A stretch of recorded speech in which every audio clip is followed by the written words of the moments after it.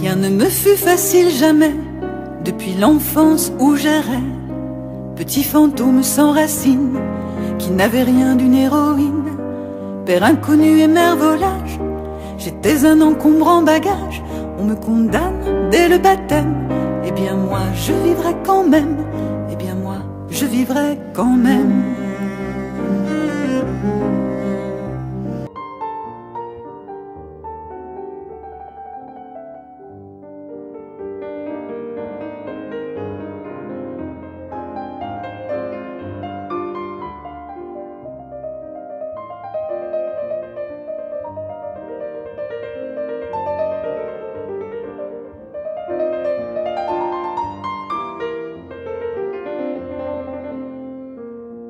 Au cours de l'année 2023, grâce aux bons soins de la compagnie Abule, Sarah Bernard vous sera présentée dans tous ses états, suivant toutes ses facettes.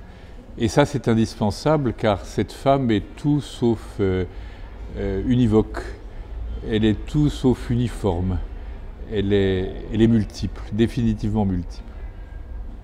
C'est un centenaire important d'abord puisque sa figure, l'actrice, mais la femme aussi, représente quelque chose de très important, je dirais, dans une mémoire collective, mais pas seulement parisienne, dans une mémoire internationale.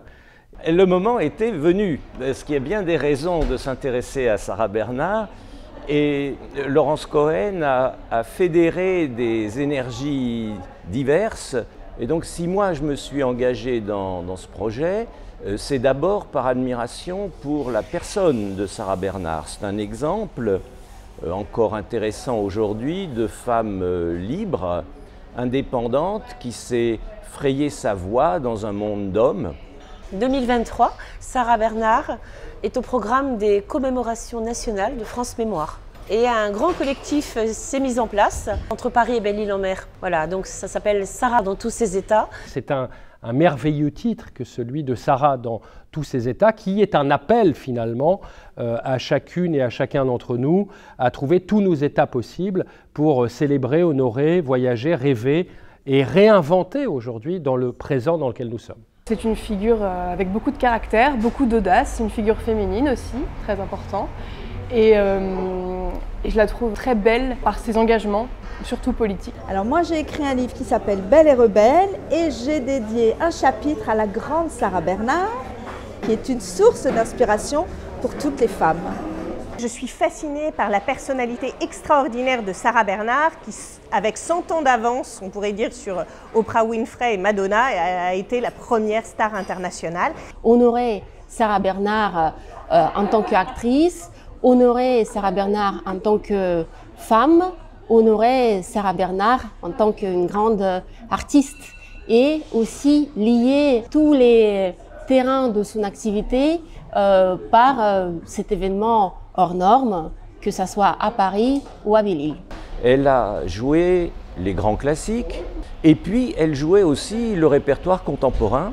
Et donc, elle a été en rapport avec Oscar Wilde, elle a joué Edmond Rostand, Victorien Sardou, et donc elle illustre une continuité du théâtre. Et dans cette continuité, elle défendait toujours la langue française, le patrimoine de la culture française. Et ça, c'est une leçon que nous ne devons pas oublier. Le Festival Europe autour de l'Europe, donc ça sera la 18e édition, présentera le film Dilili à Paris de Michel Oslo en sa présence. Le film de Michel Oslo, Dilili à Paris, restitue de la magnifique, de la merveilleuse façon Paris de la Belle Époque et une figure absolument incontournable de femme, d'actrice, de figure culturelle, Sarah Bernard. L'époque de Sarah Bernard est d'une effervescence artistique inouïe, extraordinaire, et nous allons proposer des modules musicaux qu'elle affectionnait de son grand ami et compositeur Reynaldo Hahn pour différentes formations, dont piano, flûte, violon, chant, avec également la participation exceptionnelle du jeune violoniste Bartu Elsi Orzoy.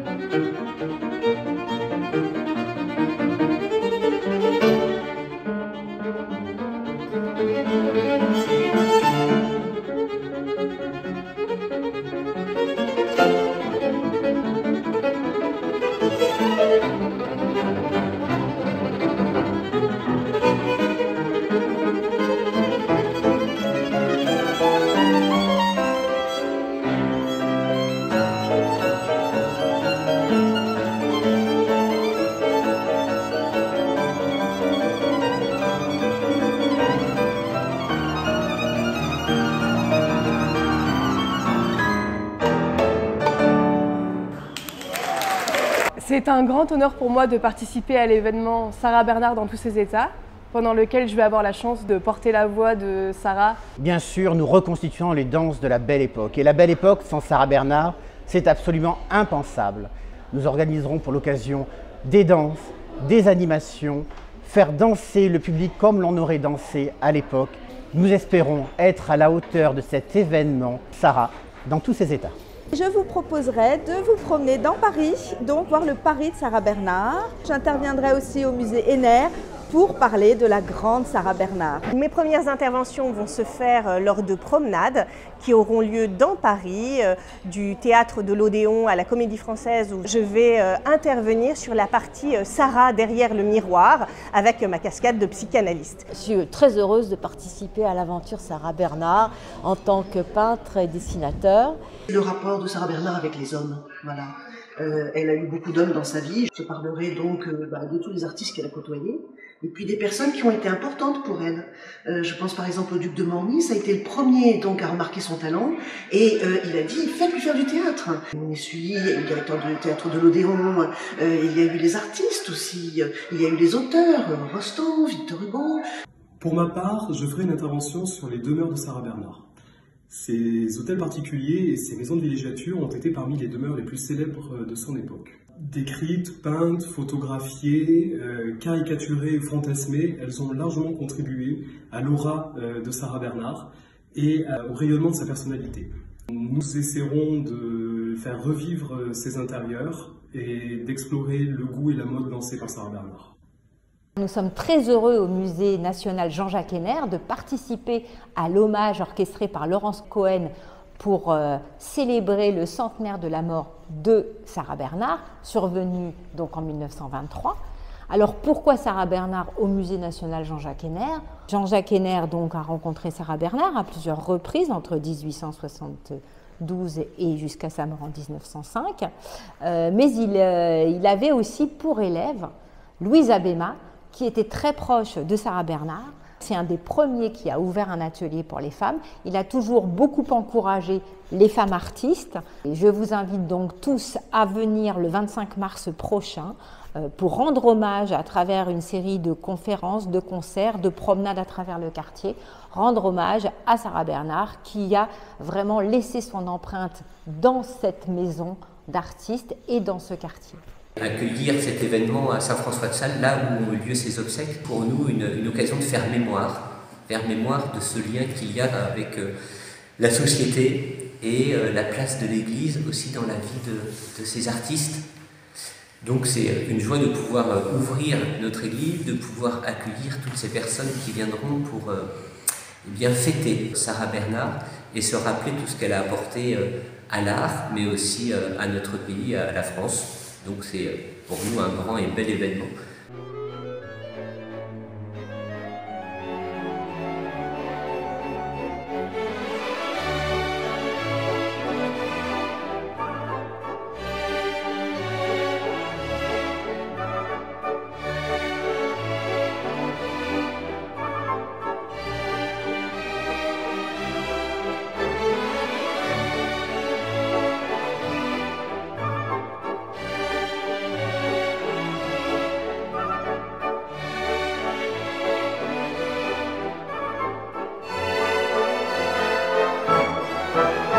Nous sommes dans le café Le Sarah Bernhardt à Paris, qui est à côté de son théâtre qu'il avait dirigé pendant très longtemps. Et je voulais rendre hommage à cette actrice, de par sa vie et puis en tant que femme. Rendre hommage à cette grande dame, et je pense que c'est nécessaire. Guy Vergne, propriétaire du Sarah Bernhardt. Ça fait 25 ans que je gère cet établissement. Nous avons fait des travaux il y a 3 ans pour rendre hommage à Sarah Bernard, la belle époque. Donc la déco a été réalisée également par Jules Guyot. Nous avons beaucoup de spectateurs, d'acteurs qui viennent chez nous. Nous sommes en contact en permanence avec Manuel Arcimota qui dynamise énormément le théâtre de la ville. C'est très important pour un lieu fait de pierre comme un théâtre de savoir que ce lieu est toujours habité par des corps et par des pensées d'un autre temps. Et une femme comme elle, c'est, je dirais, ce qui fait toute la singularité aussi de notre mémoire dans un lieu comme le Théâtre de la Ville aujourd'hui. Nous organisons le 25 et 26 mars un dîner d'époque littéraire en hommage à Sarah Bernard pour les 100 ans. Nous vous invitons à venir en costume d'époque également si vous le pouvez. Ça sera sur réservation. Nous vous attendons pour célébrer Sarah dans tous ses états avec Fabien et Nicolas. Voilà. C'est moi qui vais vous contacter le menu avec toute mon équipe. Donc il y a un potage du Barry, la surprise du chef bien sûr. Il y aura également des pauses gourmandes donc l'après-midi avec le petit gâteau Sarah Bernard.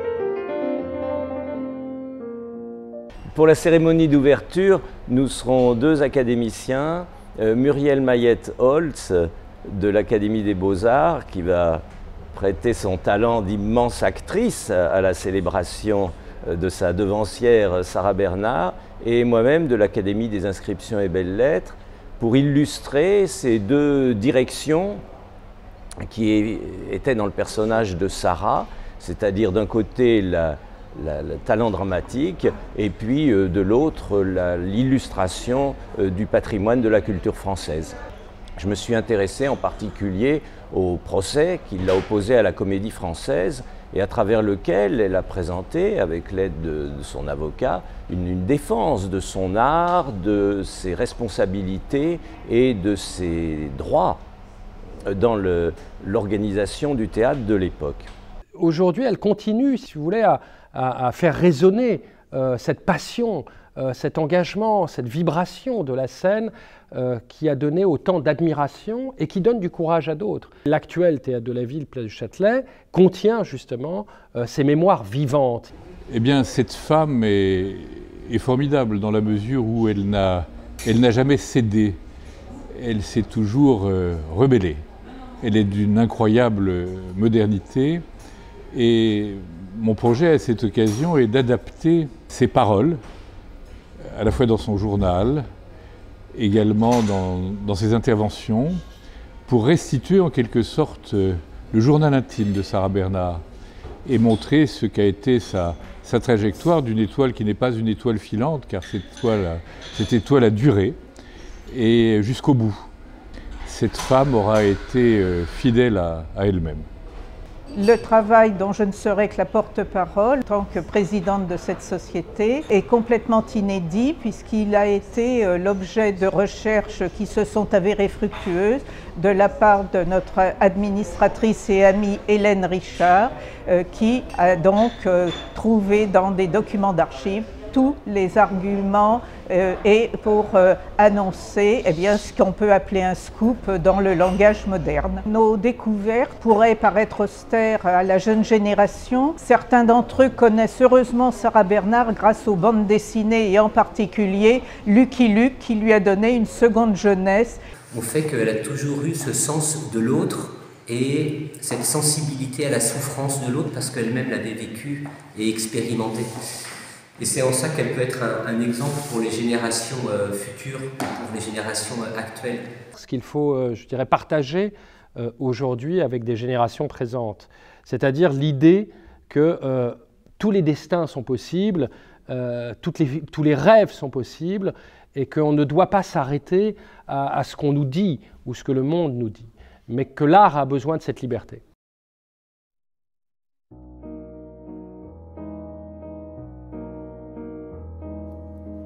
J'en ai fait des voyages, moi la femme au bagage, J'en ai vu des pays, des horizons lointains.